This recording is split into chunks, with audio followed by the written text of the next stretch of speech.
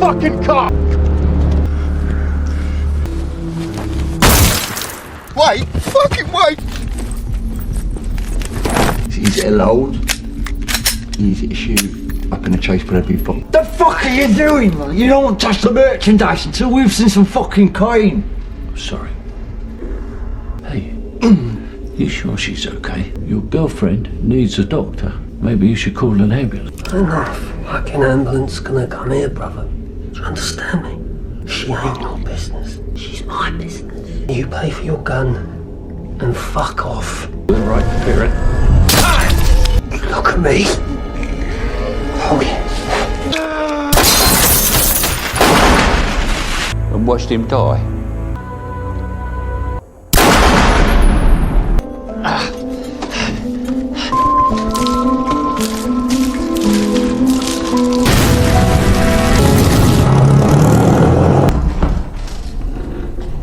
This thing all can't kill Mark your Fucking bones. Go on, fucking look at me.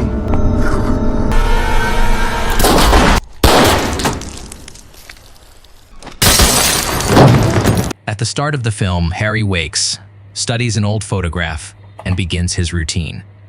He uses an asthma inhaler, eats a simple breakfast, and cleans up afterward.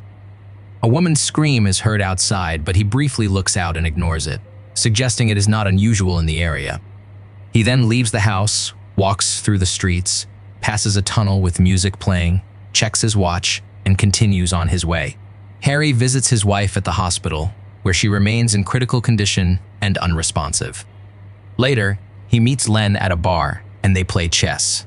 During their conversation, Harry acknowledges that his wife's condition is worsening and that she may no longer be aware of his visits, though Len believes otherwise.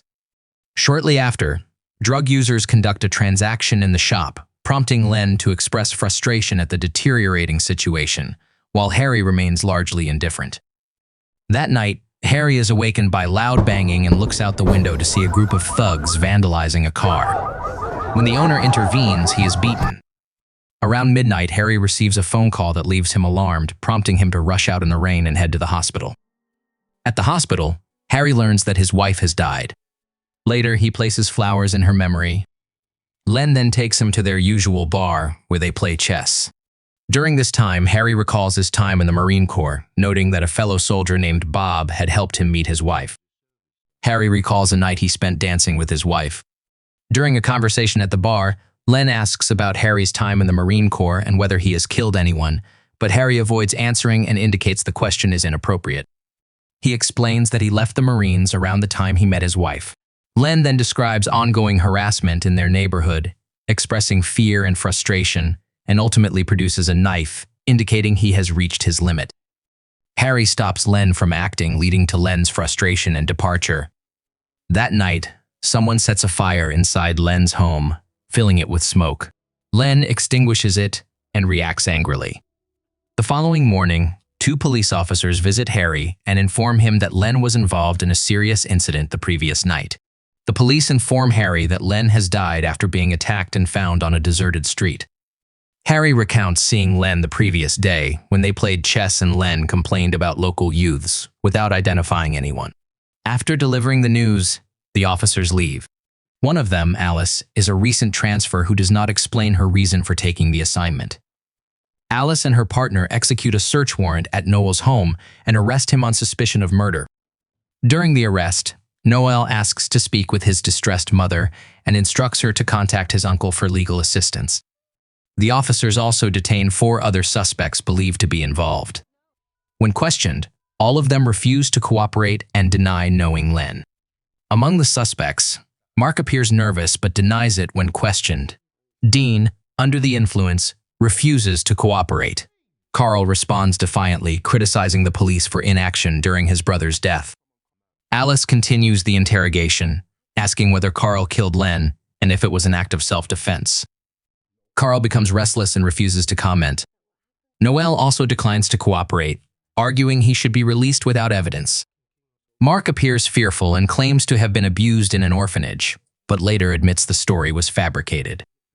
Throughout the interrogation, Noel behaves disrespectfully and makes inappropriate remarks toward Alice.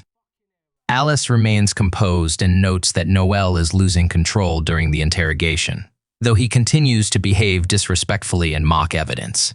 The scene then shifts to Harry at the cemetery before moving to a bar where he drinks alone while a woman sings. After some time, he pays his bill and a nearby woman notices the cash in his wallet.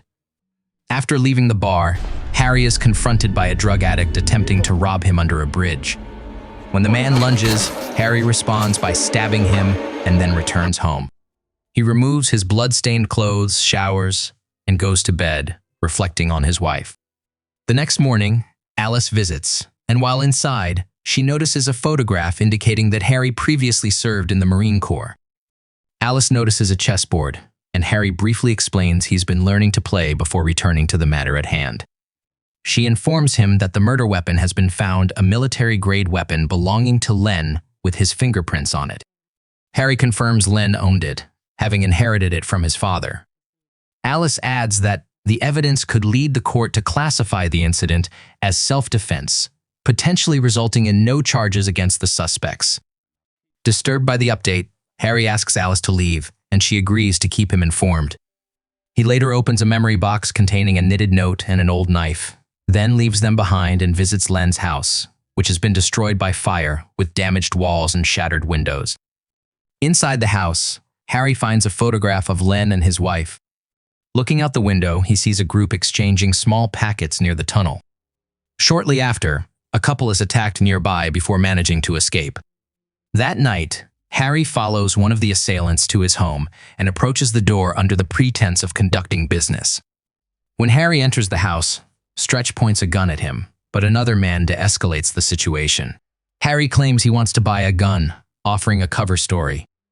Stretch leaves, and Harry follows him into another room resembling a small farm, then into a room where Stretch is watching television.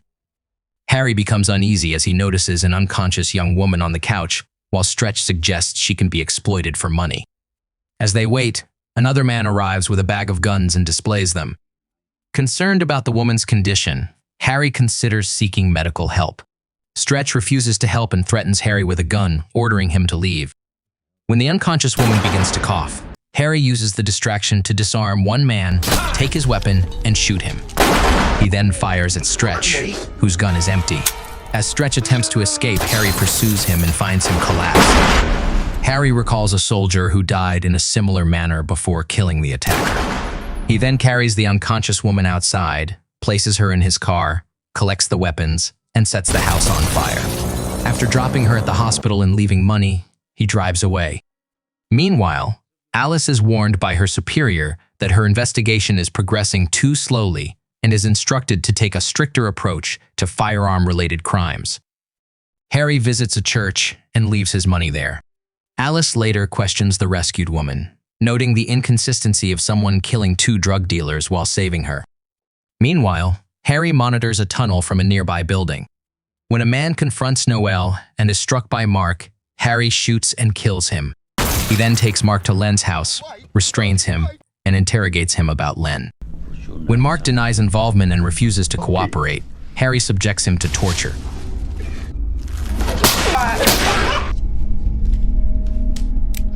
Harry threatens Mark with a gun to force further information. Mark admits that an older man had previously confronted him and his group, and that one of his friends had struck Len. He claims to have recorded the incident on his phone. Harry reviews the footage, which shows a violent attack resulting in the death of his friend, and then questions Mark about the identity of the person who carried out the stabbing.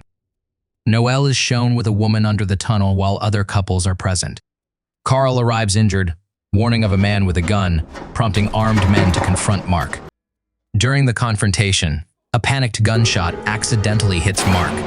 Harry then kills both Mark and the gunman from a distance. Noel escapes, and Harry pursues him but collapses due to an asthma attack. Earlier, Harry had disposed of his gun by throwing it into a river.